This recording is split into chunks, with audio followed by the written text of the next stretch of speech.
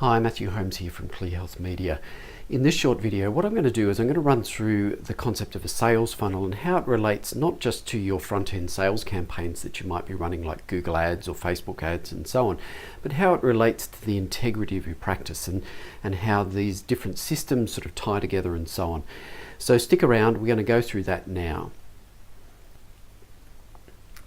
So you might be familiar with an idea of what is known as this sales funnel, where basically you have this procedure or this system that is set up where basically you're putting leads into the top of the funnel. So this might be Facebook ads that you're running, you might have Google ads that you're running, and what these are doing is they're sort of sending inquiries into your practice. Now the first level of your funnel might be something like a free report, and when you do this, people might download a free report on back pain or neck pain or headache or whatever it is that's the particular topic that you sort of focus on in your practice. And they would enter their name and their email address and maybe their telephone number as well as part of getting access to that free report. And what that does is that basically says from their perspective that it's okay to contact me, I'm willing to give you my details in exchange for that free report. What you then usually do is you then have another set or another step further down in the funnel. And this concept is maybe something like you might have something like an email nurture sequence. You may offer them the ability to attend a free workshop that you maybe are running in your practice, things like that. So, you know, we might, as we say, have emails in here, and those emails might be encouraging them to come along to a workshop. And then from a workshop, you might then offer them a free screening. And then hopefully what will happen is they will go through that thing and they will end up becoming a new patient in your practice. Now, what I'd like to do though is I'd like to introduce to you a concept which is more holistic than that. And what we would do is we would have something like a larger funnel which is going to cover a larger number of steps. So we still have our lead generation, the initial sort of introduction to the practice. So this might be your steps like you're downloading your free report, going to the workshop, coming in for a free screening, and then actually becoming a new patient. So we'll call this first step here marketing. Now in actual fact, pretty much everything here is marketing, but we're going to sort of break it up in that way. What then happens is that they become a new patient in your practice. And what you're probably going to want to do when they become a new patient in your practice is you're probably going to want to start educating them in some way about how your practice works, about the different things that you can offer, people that maybe they could refer into your practice, reasons why they need to keep the appointments that you've scheduled with them, etc. So there's a whole aspect of education that needs to go on in this first step, in order to ensure that the patient complies with their treatment regime for both, the financial benefit of your practice, but also the benefit of the patient. Because if people drop out of care too early, they don't tend to get the best clinical outcomes that they could, and correspondingly the practice doesn't get the best financial outcome that they could. So really what it should be is a win-win situation where both parties are benefiting from the fact that this person sticks to their course of care. And so you really need to make sure that you're doing that education in this second step of the funnel. What will then happen is that at some stage this patient will drop out of care.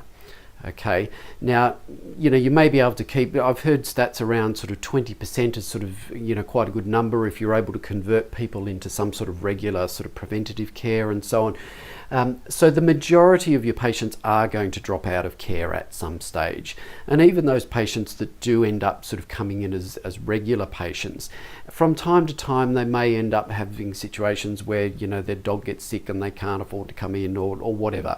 There's all sorts of reasons why people will drop out of care. And what it's important is you've got to make sure that it's okay to fail. So what I would do at this point is you don't want to burn your bridges with that patient when they drop out of care. So what happens is when you've said to the patient, look, I want you to come in for X number of visits and we're going to do this and rehab you and fix you up and etc. What that happens is that there's then an expectation that develops between you and the patient as the practitioner. Now, what then happens is that if the patient discontinues care, they feel like they've broken that contract between the practitioner and the patient. And so even if they're not consciously aware of it, there's going to be a certain amount of guilt, there's a certain amount of emotional baggage that goes on with that. And as a consequence, there's a resistance to them actually coming back into your practice. So what you've got to do is you've got to make sure that you say to them, look, we know things come up, we know that stuff happens, it's okay that you weren't able to keep to the care recommendations that we said you should, we'd really like if you did, but we understand that stuff happens. So we're here, if you need us in the future, give us a call. The other thing is that potentially they have finished their course of care and they don't need any other further treatment at that point. So what you're going to do at that stage is you send them again a dismissal letter, which basically says, thank you very much for coming into the practice. It's great news that, you've got all the results that you needed. If you need us again, we're here. Here's our number. Here's a card to stick on the fridge or a fridge magnet to put on the fridge, etc., so that you've got our details nice and handy if you ever want to come back in again. So that's this okay to fail or the dismissal. It would help if I could spell, but so we'll put just dismiss there. So this is okay to fail sort of dismissal phase. And this is an important step in your sales funnel, because if people go with baggage, they're not going to come back, basically. And that's not what we want. We want people to think of your practice in a good way. The next sort of part of this sales funnel is what I would sort of term reactivation.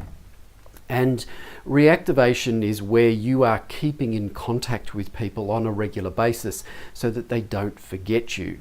Now, it's nice and easy for us to sort of think, Mrs. Bloggs had a great result at our practice. She's not going to forget us. She's going to come back. Unfortunately, people forget, particularly in this day and age where it's really easy to pick up your smartphone and start typing in a practice, local chiropractor, local physiotherapist, local podiatrist, whatever. People put this in, they can find numbers very easily. They may even not remember who it was that they saw last time, particularly if it was sort of 3, 4, 5, 6 years ago. And so as a consequence, you really need to make sure that people don't forget who you are. And so I would be doing things like newsletters, stuff like that. You can do it via post, you can do it via email, something which is periodically showing up in their inbox or showing up in their letterbox, which is just reminding them that you exist. What you can then also tie in as part of that is offers. And I would be encouraging you to do that, where you're getting in touch with your patient database on a regular basis to be sending offers to them. So you might decide in your practice to have themed months where you perhaps are going to do headaches one month. And so you send them out an email that says, hey, this month we're targeting headaches.